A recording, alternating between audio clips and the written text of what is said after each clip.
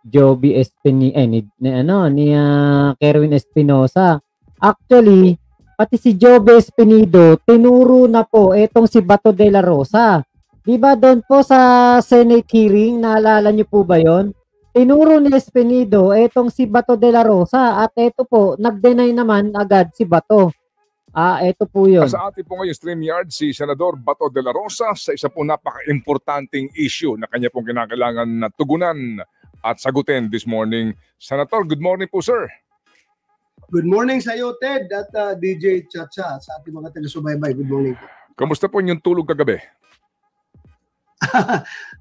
Sarap naman ang tulog, Ted. Masarap naman.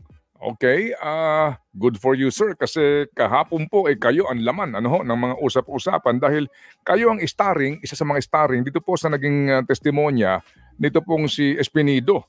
Na alam po naman ninyo ay sabi nga dito sa pahayagan poster boy ng campaign against drug ng nagdaang pong administrasyon, no?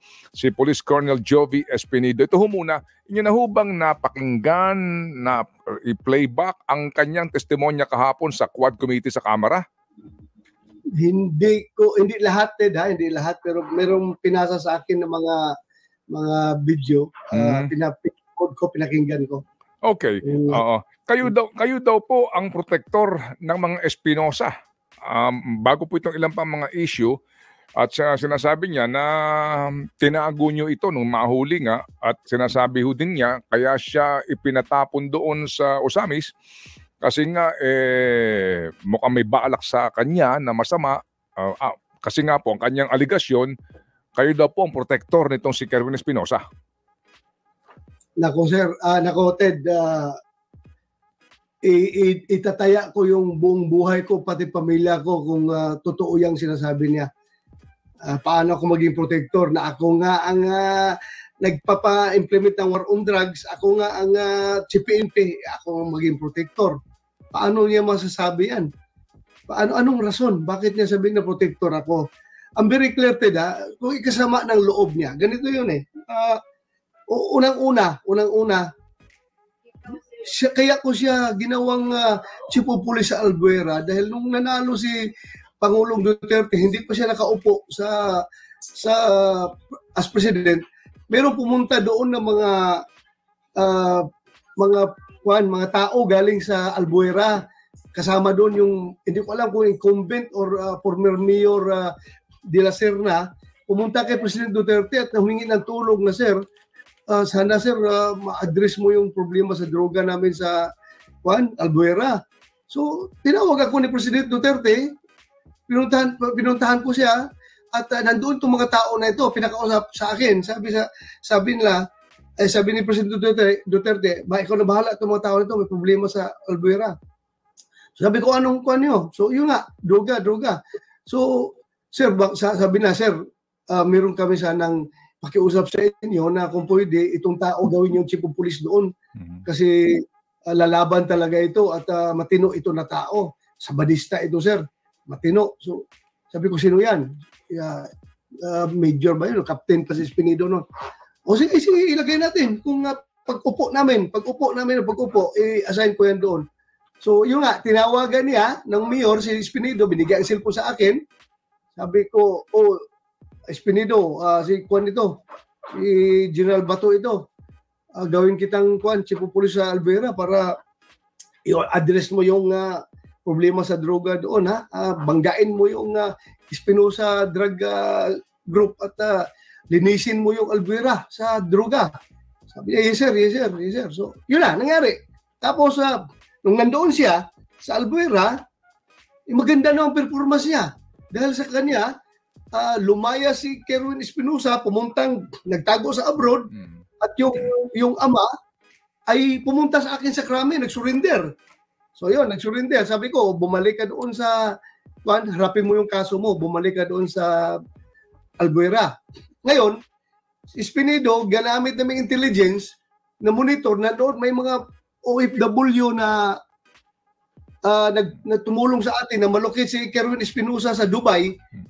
Nagdala ako ng tao doon para makipag-coordinate sa police doon sa Dubai na dadalhin si Kerwin dito pabalik. So pagbalik dito, alam nga naman, ang kinasama daw ng loob niya is hindi turn over sa kanya. I-turn over sa'yo na hindi mo man ito operation ng EIDG at CIDG na kunin siya doon sa abroad. So, automatic, dito siya sa krami, imbestigahan siya ng EIDG at saka ng CIDG.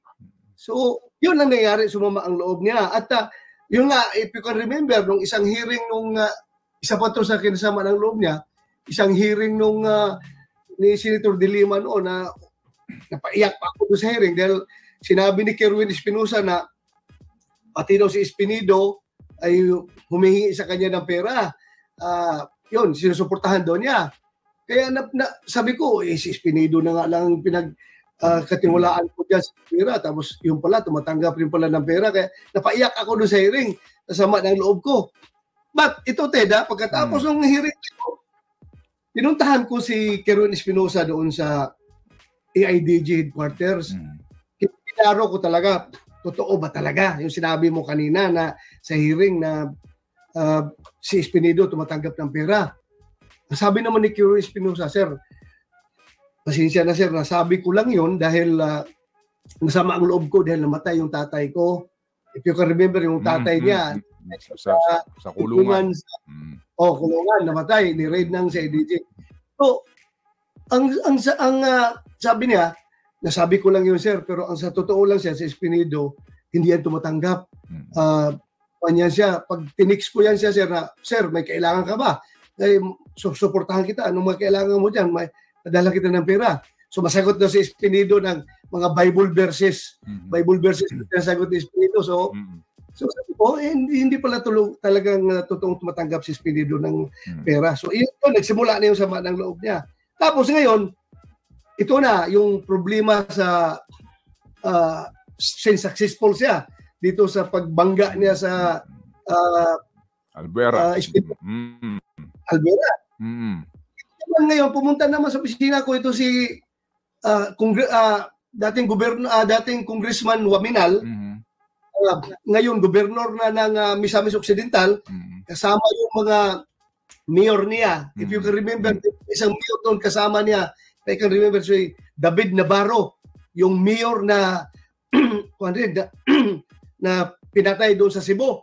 May mayor Navarro na napatay doon sa Cebu. Kasama niya, lahat silang, maraming mayor ng MISOC pumunta sa akin.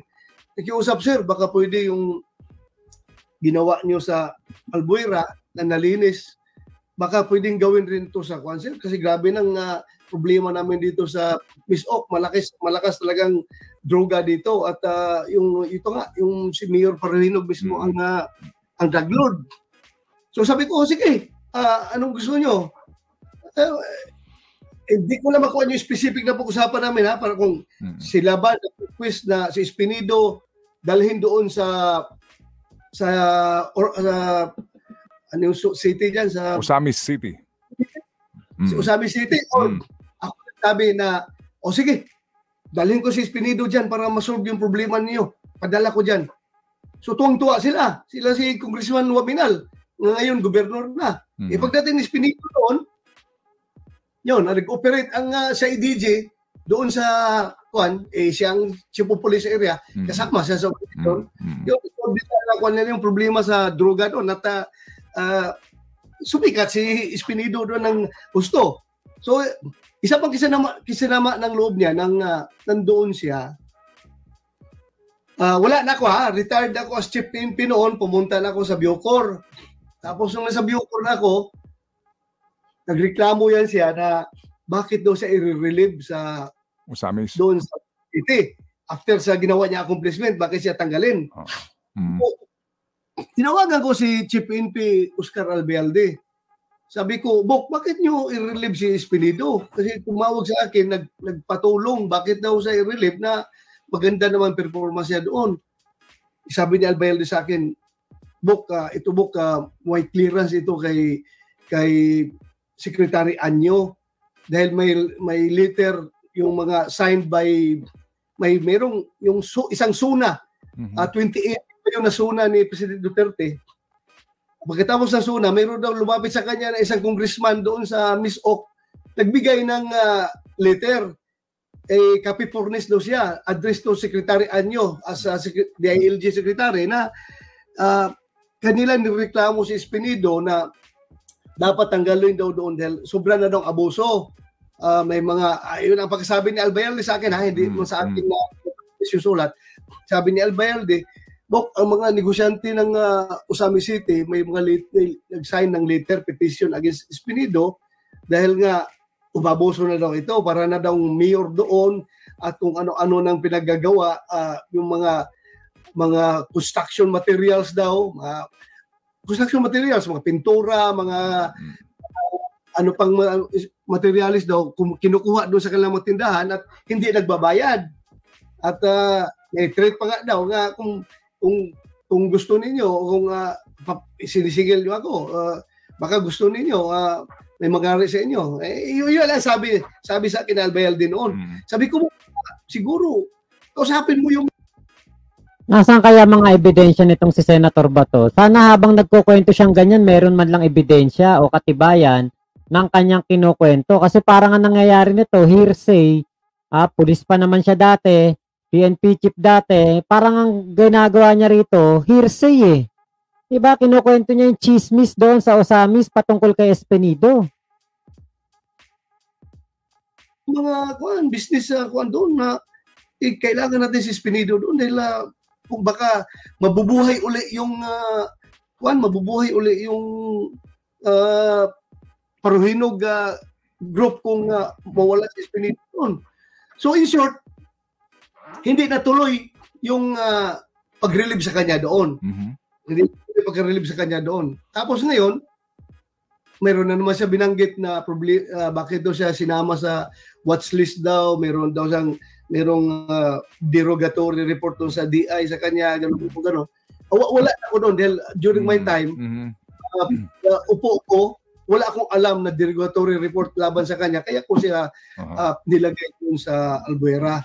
So yun po ang istoryated na... Opo. So ngayon sir, may mga binabanggit pa siya, no? Ito'y laman po naman ng balita na yung instruction na although hindi ko naman narinig actual na sinasabing papatayin mo yung mga drug suspect na yan, pero yun daw po mga wordings na ginagamit, kumbaga paglilinis o mga ganon, ay understood na kapag naandong ka sa listahan na sa drug watch list, dapat kang patayin. At the same time po daw, may reward na ibinibigay. Nabanggit nga din po daw yung pangalan po ni Senator Bongo. Opo, dito. So, doon po sa instruction daw po na pagpapatayin itong mga nasa listahan ng drug watch list na ito at maging yung sinasabing reward sa bawat papatay na suspect. Ako, Tedo, honest to God. Kung si Espinido ay ginagamit niya yung Biblia sa lahat ng kanyang mga sinasabi. Ako naman, hindi ako gumagamit ng Biblia. Ako lang, honest to God. Never ako nagbigay ng instruction sa kanya na patayin sinong dapat patayin, gano'n. Never ako nagbigay ng instruction. May very, very clear instructions to him. Pagpadala ko sa kanya sa Albuera at pagpadala ko sa kanya doon sa Osamis is very clear. Banggain mo, punta ka doon sa Albuera, banggain mo ang Espinosa Drug Syndicate at linisin mo yung Albuera sa droga. Wala akong specific instruction na patayin si ganito, ganon. Oh, of course, kung in the course of your implementation of your duty, na treat yung buhay mo, lumalaban yung kalaban, by all means, you have to defend yourself, protektahan mo sarili mo. Hindi ko na kailangan sa kanya yan dahil pulisya eh. Pero yung assumption niya, na pag sinabi ko na tapusin mo yung problema sa droga doon, assumption lang niya, nakasama ang pagpatay, ay assumption niya yun. But never ako nagbigay ng instruction na patayin mo ito, kung sinong nasa listan, patayin mo ito, meron kang reward. Cross my heart. Never ako nakapagbigay ng reward kung sino man yung reward na siya, ano yung reward na sinasabi niya. Wala akong reward na binibigay. Kung may accomplishment ka, then I will promote you. O kaya nga, na-promote siya from major, naging colonel yan, dahil magandang performance niya eh. Pero never ako nagbigay ng reward. Wala akong pera na pang-reward na yan. Ang pera natin isa sa intelligence fund na ginagamit para sa intelligence operations. wala akong binibigay na reward sa kanila. Sige Siguro po. kung, Go ahead. Siguro ano po? kung nasa listahan yan, listahan ng most wanted na approve ng DILG na most wanted, may kaukulang reward yan doon nakalagay, may reward. Pero yung reward na makapatay ka, rewardan kita. Ted, o siya, Biblia, ang sinasabi niya, ako, buhay ko, tinataya ko. Nako, basta dinamay na Biblia, dinamay na Panginoon, dinamay na Diyos. Medyo hindi na po totoo yan. Lahat, ultimo nga, kahit nga si Kibulok, di ba? Sobrang sobrang nun sa Panginoon. Bakit? Nakakaakyat daw siya sa langit. Nakita na daw niya ang kanyang ano tawag doon, kwarto sa langit. 'Di ba? Kita nyo ano ginagawa? Katarantaduhan, nambubulog. 'Di ba? Gabi-gabi, iba-iba binubulog na pastoral. Binigay pa yung iba kay Digong. Naku, Senator Bato, hindi na kami maniniwala dyan sa mga ganyan mo. Mga hope to die ka pa na yung ganyan. Kabataan, Gen Z. Wala akong binigyan ng reward na makapatay ka ng daglod. Bibigyan kita ng reward. Trabaho, pulis kayo, linisin ninyo ang area of responsibility niyo dahil trabaho po yan, druga. Opo. Senator, kayo ba pwedeng mapakiusapan? After all, ito binabanggit naman ng mga miyembro po ng Quad Committee na ito, mga chairman dito, na to confront Espinido dito sa kanilang ginagawang hearing para po at least magkaharapan kayo at masabi mo ang mga sinasabi mo ngayon sa kanya. Well, it doesn't need a quadcom to clear myself. Sabihin ko sa'yo. It doesn't need a quadcom to clear myself. I am very consistent. Sabi ko nga, hindi ako mag-attend sa kanilang hearing. Hindi ako mag-attend sa kanilang hearing. Whatever the reasons behind, alam niyo yan. Alam na yung, ayaw ko mag-attend dyan sa kanilang quadcom. Pasensya na kayo, mga kaibigan ko, kayo mga congressman, kaibigan ko lahat dyan. Si Ace Barbers, yung apat na yan, malaking respeto ko sa kanila. Pero pasensya na. I don't want to become the president in violating the interparliamentary courtesy. Sana maintindihan niyo. Opo. Senator, ito ayaw mo lang umattend kasi maraming mabubuking. Ito ay sinumpa ang salaysay ni Colonel Espinido, and ito po ang kanya ngayong itong pinagbabasihan din ng mga kongresista sa kanilang pagtatanong. Sinumpa ang salaysay po ito. Anong balak niyo gawin ngayon? Dito po sa kanyang mga ipinahayag na ito under oath.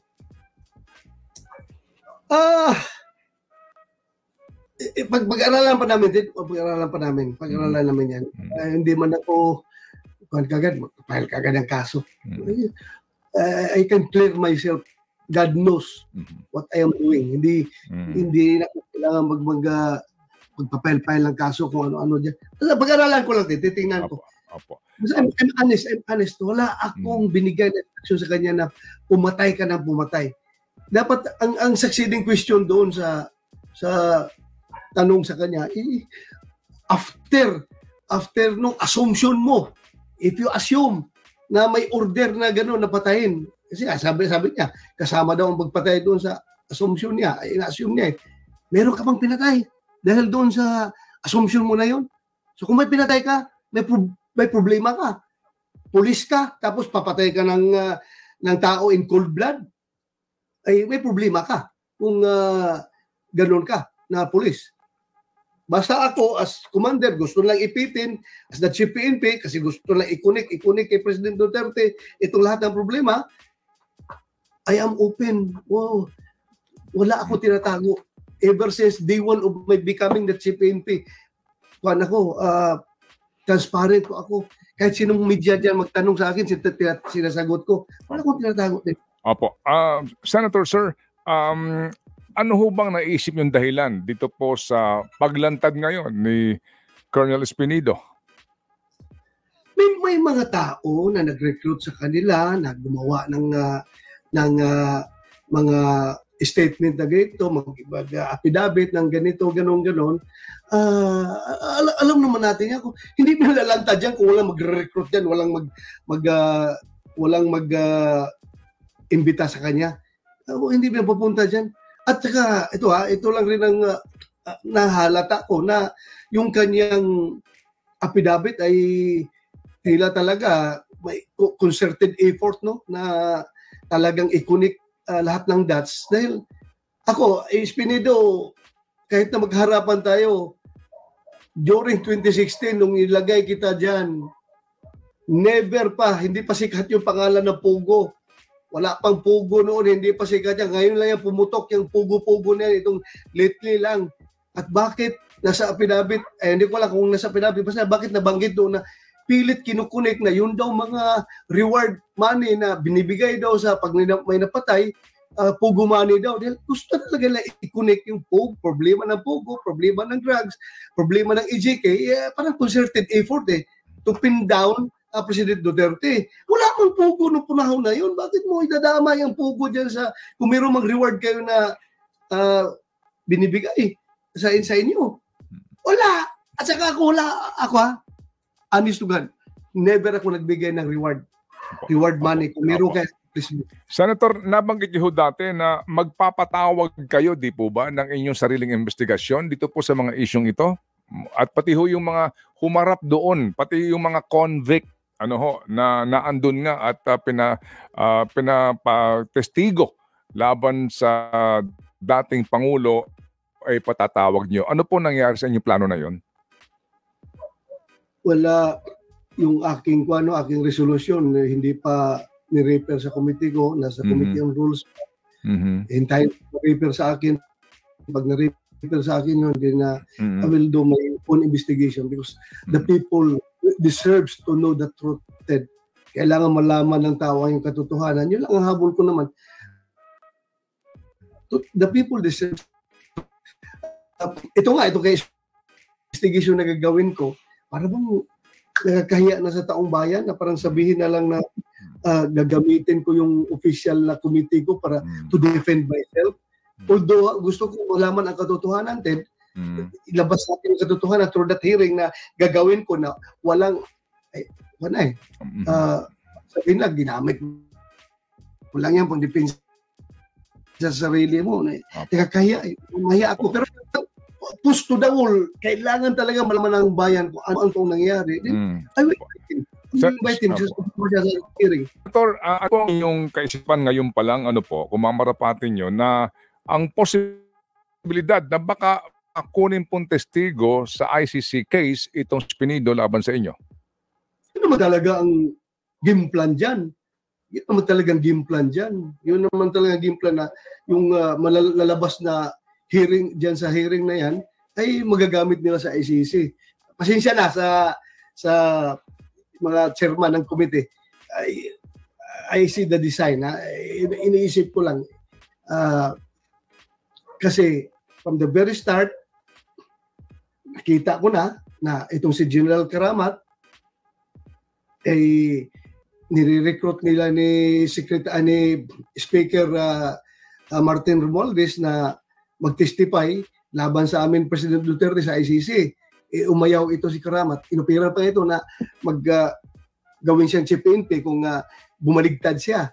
Hindi nga siya bumaligtad. Ngayon, tinanggal pa siya sa ADG director dahil nga hindi siya nag-cooperate doon sa gusto mangyari nung pinakiusap sa kanya nila ni Speaker Romualdez ni Trillian. Kita nyo, binabaligtad ni Bato.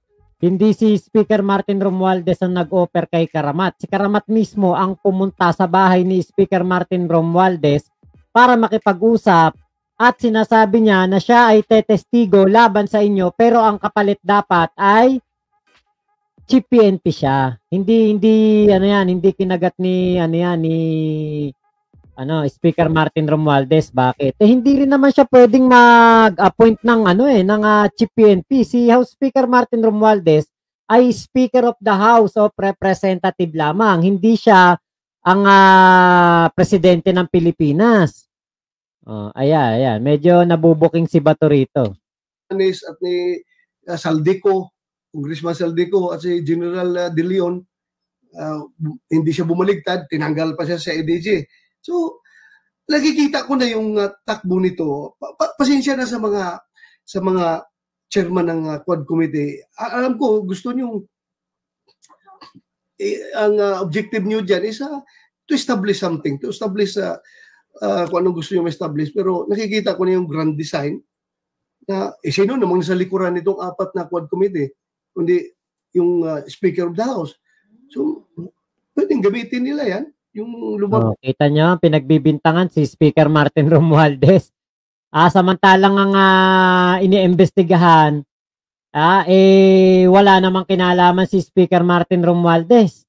O kasalanan ba ni Speaker Martin Romualdez kung imbestigahan niya ng mga komite? Ang daming nabubuking Si Benny Abante, DDS yun. Makadigong yun. Baka kala ninyo si Benny Abante, makadigong yun. Pero iniimbestigahan ng EJK. Yan pa nga nagsabi na papuntahin si Digong sa Quadcom hearing. Mabas dyan ngayon ng Quad Committee, gagamitin doon sa ICC, which nirespeto ko. Sige, gawin nyo yan, gawin nyo. Opo, sige po. Senator, thank you so much for your time this morning. Kabado na si Senator Bato. Eto po, interview po ito bago pa lumabas etong pahayag ni Kerwin Espinosa. Ito pong balita na ito. Tignan nga natin date nito. 1 month ago pa po ito. Ganyan na si Bato, nangangatal na. Di lalo pa kapag lumabas tong napanood niya lalo pa pag napanood niya yung pahayag nitong si Kerwin Espinosa. Abay, baka lalo siyang matamimi niya, lalo siyang magkanda utal-utal. Senator Bato, ikaw ba bakit hindi mo sinasagot yung tawag ng ICC? Kalaban namin, sabi mo, makikipagtulungan ka sa ICC. Bakit tinatawagan ka, hindi mo sinasagot? Ngayon, puntahan po natin itong pahayag ni Senator Laila De Lima noong senador pa siya at hindi pa po siya napapakulong ni Digong. Hindi pa siya nasisiraan ni Digong dito Eto, malinaw dito kay Kerwin Espinosa, tinuro lang niya etong si De Lima. Ngayon, tama nga. Totoo nga. Bakit? Ito, panoorin natin yung sinasabi ni Laila De Lima rito. Maraming salamat po. Thank you, Mr. Chair. I actually have no intention to confront this resource person. I have no intention to ask questions from him, even if I want to. Because I think it would be a cross-examiner's dream.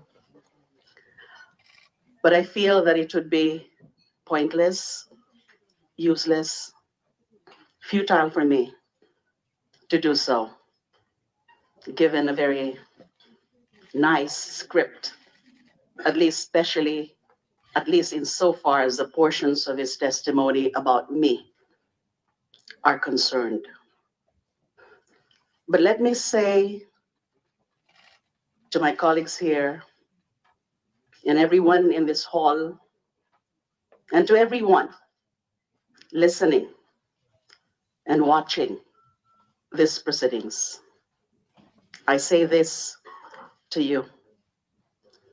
I categorically, firmly, and absolutely deny having known Mr. Kerwin Espinosa. Yeah. I do not remember any instance or occasion of having met him. I categorically, firmly, and absolutely deny having received any money, any cash from Mr. Kerwin Espinosa either directly or indirectly through anyone else, in any occasion, at any time, whether that money is supposedly for either protection or fundraising for campaign expenses. Alam po yan ni Mr. Kerwin Espinosa na sa punto nung kanyang testimonya ngayon about me having received money, having talked to him, having met him anywhere, whether it's Burnham, anywhere, total fabrication. To me, that portion of his testimony is under gunpoint, Yeah. under duress. So it's pointless for me to conduct or to question him on those points. And I also feel that it would not be appropriate for me to do so, because there would be questions on my objectivity, on my interest, because I'm being implicated expressly as having received that money